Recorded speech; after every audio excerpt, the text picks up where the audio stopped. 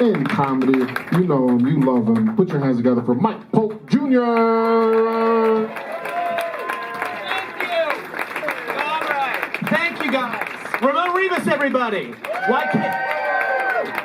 Why can't I be your mentor in life? Why is it only in comedy? Don't you like my life choices, Ramon? All right, good. Well, that's established. Hey, guys, are you having a good time so far? That's important to me. It really is. I don't do this very often because it stinks. I don't know if anybody's done this, but comedy stinks. It's awful. So I've mostly been doing just like human interest reporting for the local NBC affiliate. If there's a new zoo animal born, I go and check out on that. And I tell you that it's your chance to name it. Just log onto our website. That's what I've been doing mostly.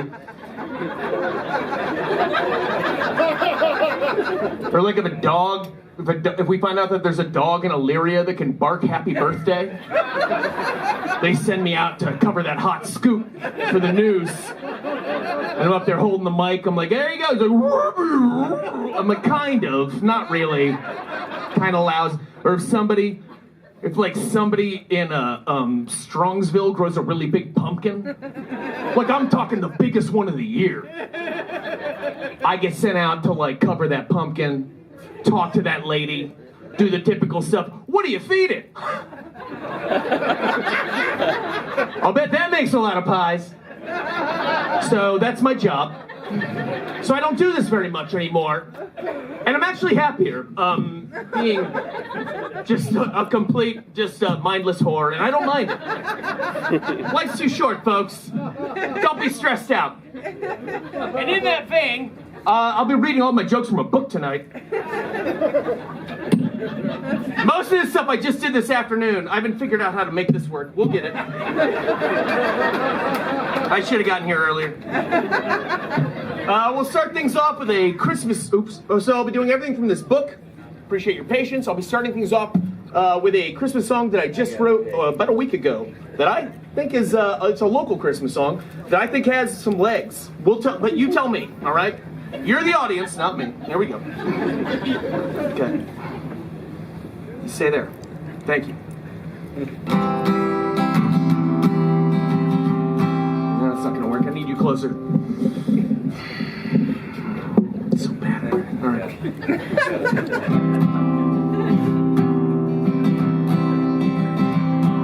Oh, it's Christmas Eve at Steelyard Walmart. All right.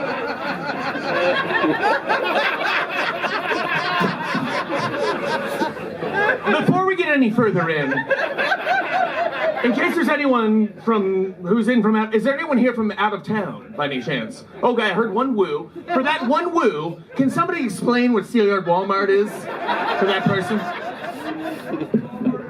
It has been voted the worst Walmart in America, aka the most Walmart. 3 years running. It's kind of a prison colony that's down in the flats. I don't know how to explain it. But that's the gist of this. Now everybody buckle up. You get the idea. It's a really bad Walmart. Okay, good.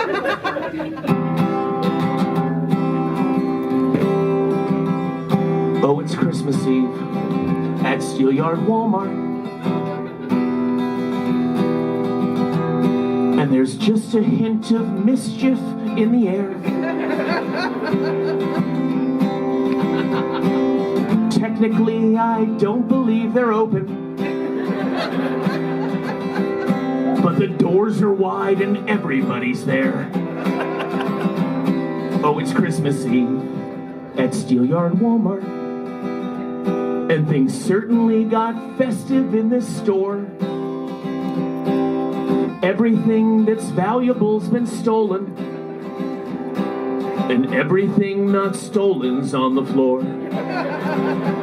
Oh, it's Christmas Eve at Steelyard Walmart. And what a very merry night it is.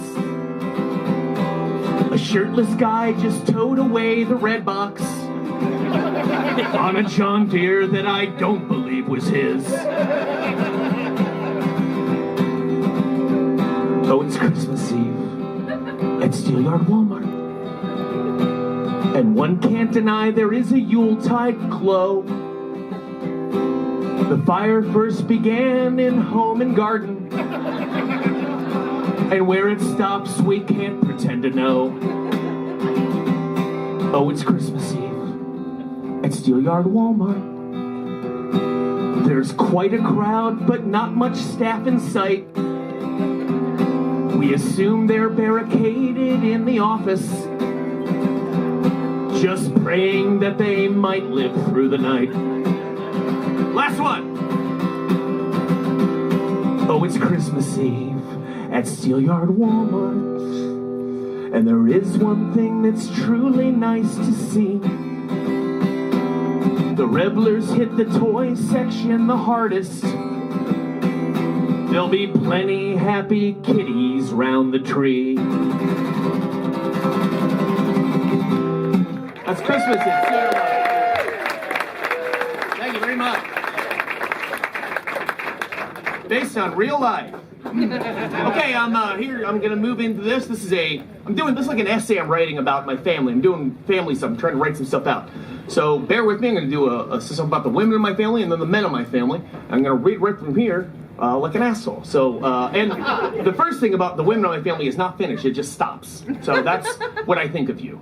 Not really. I respect you very much. I just don't respect myself. Enjoy. I'm one of three. I have two sisters, no brothers. Raised by women.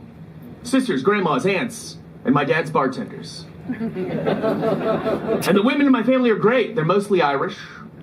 But that's where many of the similarities end, because the women of my family are not a monolith. They differ politically, for example. Some actually went down to march in the Women's March in D.C. when Roe v. Wade got overturned. By contrast, for some, the only reason they're not currently in jail for involvement in January 6th is because they couldn't find anyone to pick up their shift. And to this day, they're pissed. But they also have one other thing in common, one unifying thread that connects them all, and that is this. If the women in my family make you a covered dish for some occasion, and you receive that covered dish, you can bet on this, they're gonna get that fucking pan back. That's their pan! Hell yeah. Don't even think for a second that's your pan now. That's on loan. And you're gonna wanna get that back to them ASAP, because you don't know it, but you're already on the fucking clock. Most of the women in my family are excellent cooks, despite the vicious stereotypes about how bad Irish cuisine is. Their secret was that they pretty much stopped making Irish food. There have been huge advancements in food options and quality since my ancestors left the island. Turns out people have been eating way better stuff almost everywhere else. Given that, my family decided to adapt rather than keep punishing us with various traditional boiled onion and wet cabbage dishes. They make good food now. See, some cultural traditions simply aren't worth maintaining. Shepherd's pie and ritual human sacrifice are good examples. And yet somehow, one of them continues to plague us. Can you guys believe that no one wants to eat our fun traditional Irish foods that have great names like shepherd's pie and blood pudding? Spoiler alert, there's really blood in it. It's not just a gross name for something else. That's pudding made from animal blood, which sounds less like something you should eat, more like a potion a witch would brew to make a farmer's crops wither, or his daughter's barren because she hated that farmer. So why do the Irish decide to spend their whole lives eating like they're the early rounds of the show Fear Factor? But without the promise of potential prize money, my people don't even need to have a soft, bullied Joe Rogan telling them to eat animal intestines. They just do it because they're sick twists. Long story short, the women in my family moved away from the traditional foods and into better, more rational cuisine. Now most of them can really bring it in the kitchen. And they're generous with the covered dishes, the women in my family, but that generosity has boundaries. And they're gonna need that fucking pan back. Because at some point, they will start to hate you. There is a grace period before they'll start to hate you, and it is entirely dependent upon how much they like you to begin with and why you received that baked good. If it was a joyous occasion like a birthday or a baby shower or something, your window is much shorter than if they brought a covered dish for a somber purpose like a death or an illness. You get a little more grace in that case for my sisters. Even then, there's further classification based upon the severity of the illness. For example, if you were afflicted by something relatively mundane like a bad flu, they'll be expecting that pan back much sooner than if you were having a kidney stone removed or something like that. Tenure of hospitalization is an important consideration.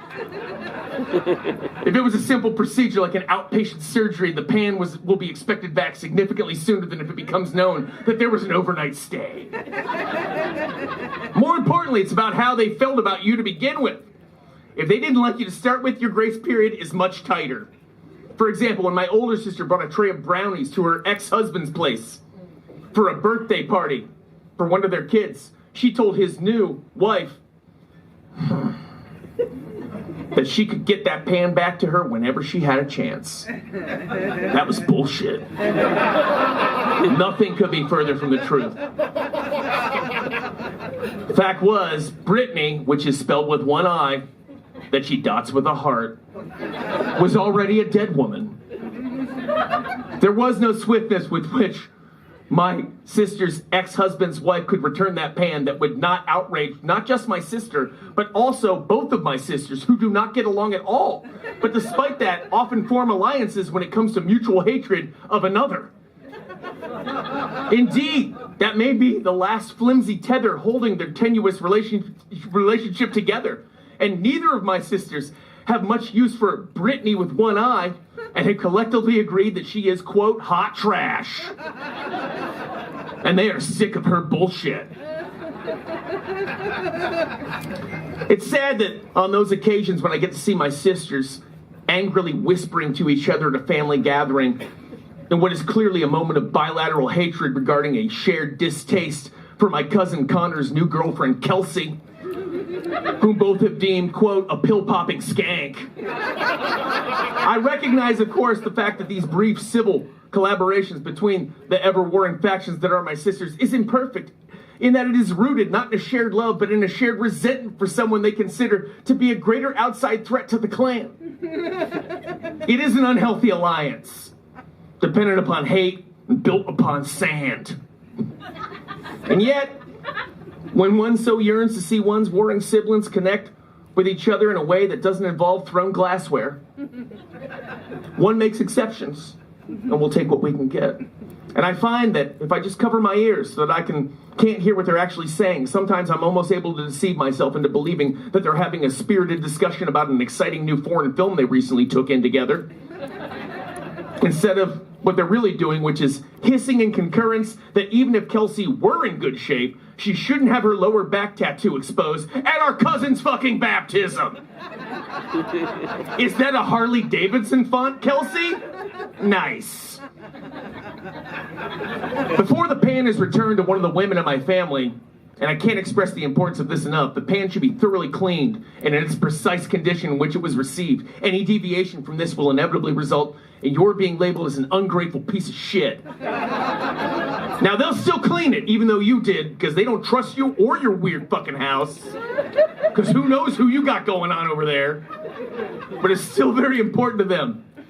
And for the pan to be clean when they clean it. And that's kind of where I stopped right there, you guys. Okay. This is a little bit more about this. Now I'm talking about men in my family. The only men in my family is my dad. It's just me and my dad, Mike Polk Sr. I am Mike Polk Jr. He named me that because he's an asshole. Now, you don't need to name your kids after yourself anymore, dicks. You're not that important. My dad's not a feudal lord. I'm not going to inherit a castle from him when I die. My dad is a retired appliance salesman from Brunswick Appliance. I don't have like some legacy down the line. All you did was fuck up us getting our mail at home when I was a kid. He just opened my mail all the time. He's like, ha ha, it was a great excuse. And also his terrible credit stuff shows up on my credit report sometimes because he's had a couple of bankruptcies. And one time, one showed up on mine when I was trying to get a car loan. And I told my dad, they're like, you got a lien on a house from 1997? I'm like, well, I was 14, but I don't remember owning a home at that point. I think exactly I'm probably old. But But I told my dad, I'm like, Dad, I can't get a car loan right now. The house is showing up on my credit report. He's like, that's great. I could get a car loan now. If that's on yours, fantastic. We're waiting. My dad, we're lucky to have him. We really are. He shouldn't be alive by any means. He should have been dead like 10 years ago. He's a giant. Giants aren't supposed to live long. He's like 6'6", over 300 pounds. He's 70 plus years old. He's had cancer twice. Keeps coming back. He keeps batting it down. And he just won't go down. We had prepared for him to pass, and then he didn't, and now it's awkward. The doctor told us, like, he's probably not going to live. And we're just like, oh, no. We all came to terms with it, and then he lived. He's like, I'm okay. We're like, oh, well, we'd already prepared emotionally, but now he's just hanging around. And he's done. Like, he doesn't really have much to contribute. I love the man, but he's out of wisdom. He has no more wisdom. That's all gone. So now he's just walking around just waiting for us to pick him up for ear appointments. The thing was, back in the day, it wasn't even that long ago, early 1900s, the average lifespan for a male in America was 47 years old. That's 1902. That's a great time for a dad to die. You don't have to linger around being a weirdo, asking, hey, you guys need your tires rotated to kind of change your oil? Like, my dad's real awkward right now, but we're happy to have him, and I appreciate that he's still here. At the same time, we've had to make some adjustments to his continued existence. Here's a few Mike Polk Sr. facts. 6'6", 300 pounds, as I said. Mike Polk Sr. has never used the word Oriental correctly. Not once. 0 for 1,000.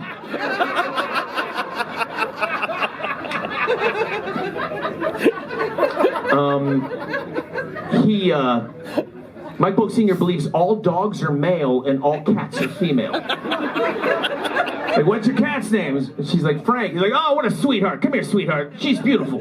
My dad doesn't understand. He thinks that the animal dictates the gender somehow when it comes to cats and dogs. My father, Mike Polk Sr., has a handicap. He cannot whisper. He's deprived of the ability to whisper. Everything he says, he tries to whisper. He thinks he's whispering. It's not. He's so big and loud that his whisper is louder than a normal human shout. So, which is bad. Like, we'll all be at a funeral together or something like that in the back, and just hear my dad go, not a great turnout, from the back. And then the widow turns around. She's like, Mike! He's like, oh, sorry, Kathy. Boy, your Aunt Kathy put on some weight. Dad! Can't whisper.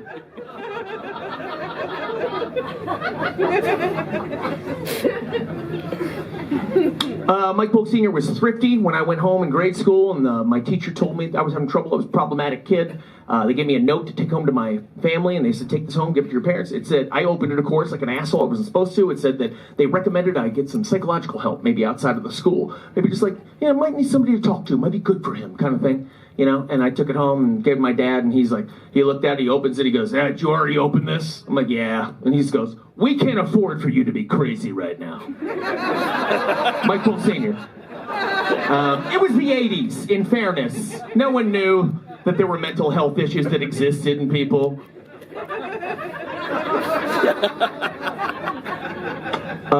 Mike Polk Jr.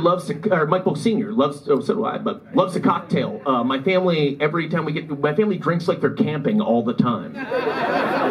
You know, if you're camping and you're drinking, it's like in the morning and it's hot in the tent, it's like 7 a.m., but the heat hits, you're like, well, I'm up, make breakfast, clean it up, and then it's like 8 a.m., and you're like, well, might as well have a beer. That's my family all the time for their entire lives. I will go over there on a Sunday to their sad Westlake apartment, and I'll go in, there's like, hey, it's like, hey, hey, Mike, you want whiskey? And I'm like, it's 10 a.m. Can we wait until Meet the Press is over, Dad? And he's just like, oh, I get it, beer? And that's my family, so it's rough. It's bad. I've been called a functioning alcoholic, which I frankly take as a bit flattering. I'm like, you think I'm functioning? Very nice. But that's how I know that your family has a problem, a drinking problem as a whole, if you have a group text telling everybody in your family where the DUI checkpoints are that night. That's not a good sign. Thanks, Mom. Mike Polk Sr. avoided Vietnam by being too tall. that's true. They had a height limit at the beginning of Vietnam in like '69. You couldn't be over 6'6". My dad was 6'7", and so they were like, "Sorry, lanky, you can't go die in Da Nang. You got to hang back here in Brunswick." My dad's like, "No problem." So he got out of it just by being tall for a minute. That's pretty cool. Which is also a real fuck you to the short guys in this high school, who already were mad at him for probably taking girls to prom because tall guys get preference. Now, I'm not saying it's fair, but it happens. And then they're just like, and also, he doesn't have to go die in the mud? What a fucker, this tall son of a bitch. They did eventually, though, say they extended it because too many poor people died, and so they need more poors. And they were like, well, let's let him be taller. And then they let my dad, a Brunswick poor, so it's like, well, we'll let him in now. And they draft him, but then he didn't have to go because they called off the war right beforehand. He didn't have to go to Vietnam, but he was drafted after they fixed that. I said, Dad, what would you have done? Would you have gone to war? Would you? And he just goes, no, we'd be Canadian. And that's true. He didn't even pretend to be brave. He didn't even say, like, I would have done my duty for my country. He's like, we would have driven to Canada and never looked back. Ha ha! Which I respect. How great would that have been? I wouldn't be here. I wouldn't, not you guys, I love you guys, but think about it. I have full health care right now. 55% of you would not have a gun strapped to your leg. That'd be nice. I would appreciate that.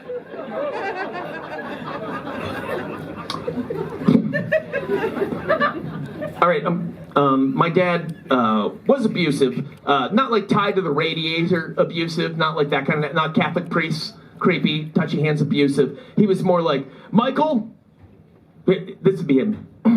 It's more like, we just lost to the Houston Oilers on a last-minute field goal, and I need somewhere to aim this rage. Oh, good, my kid left his bike out in the front lawn. That'll work. Michael! For the last time, get your damn bike out of the yard, or I will rip off the handlebars and shove them up your ass the same way Warren Moon just shoved it up Marty's ass by marching him down the field with 2 minutes left. Fuck you! That was the abuse I got. Missing, which isn't even useful abuse. Remarkable timing, too, when you think about it. Wasn't until just after my childhood that adults apparently finally said, hey, we've been thinking about it. And maybe wailing on these kids and screaming at them isn't as effective at developing them into conscientious leaders of our tomorrow as we had originally conceived. Just to mix things up, why don't we try something different?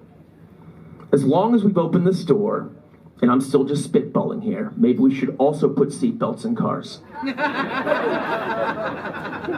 So that when we're all driving around drunk, they won't be bouncing around like they are right now. Maybe we should also stop smoking cigarettes right next to the cribs of our babies. They seem to hate it.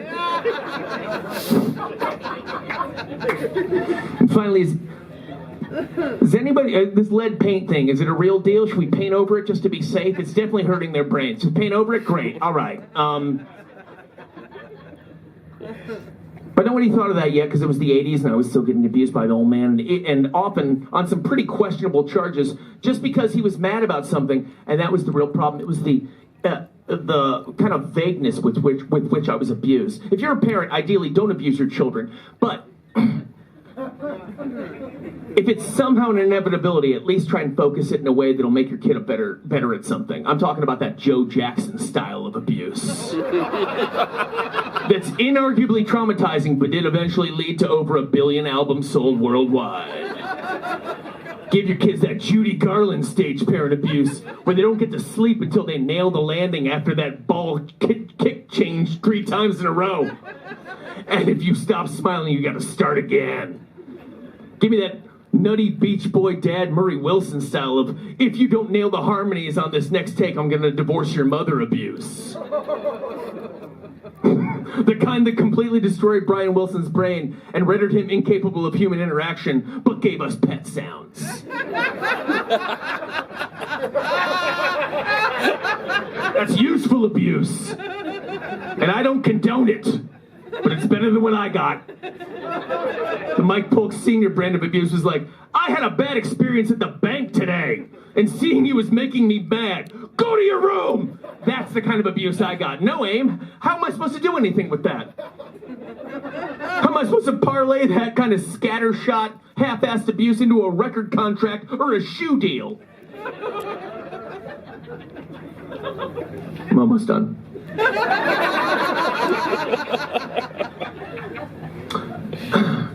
My dad politically has never met a Bush that he didn't vote for prior to 2016, but recent events radicalized him. He has a wife, 2 daughters, 2 granddaughters, and a libtard son. And we all wore him down. And he's mostly on the right side now, but he's still using the wrong terminology. Why the hell shouldn't a couple of queers be able to kiss each other and get married? And we're like, you're so close, Dad. You're so fucking close. I don't know if we're gonna get him across the goal line. Tick, tick, tick, but you're doing great. To illustrate this further, my niece has a friend named Patrick, and Patrick identifies as they, and which isn't a big deal these days, but can still be confusing, particularly for a 70-year-old boomer who doesn't want to learn. My father's not trying to be cruel or anything like that, but he just is completely, he just doesn't get it. He doesn't get it. And he is trying, he's not being mean, just to be clear.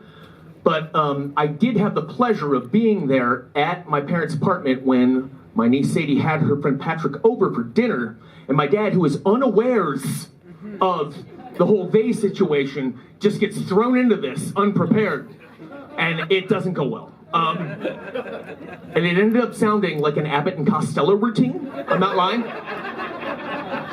And before I leave, I'll reenact it for you here. So it starts with my dad. Dad, I've been thinking about going to see that new Top Gun movie. Top Gun Maverick. Has anybody seen it yet?